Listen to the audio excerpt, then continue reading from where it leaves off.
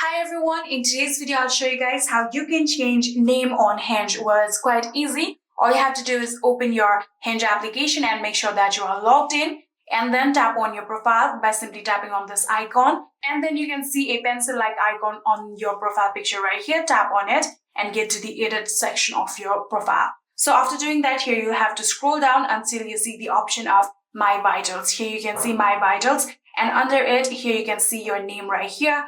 Tap on it, and then you can simply change your name from here. Here you can see your last name is optional, so if you want to add it, you can do that, or not, you can simply skip your last name.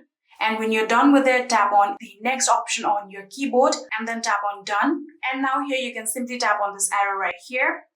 And here you can see we have successfully changed our name, and then tap on done in order to save it. And just like this, we have changed our name on Hinge. I hope this video was helpful to you guys. If it was, please do not forget to hit that subscribe button and like our video. Thank you so much for watching. See you in the next.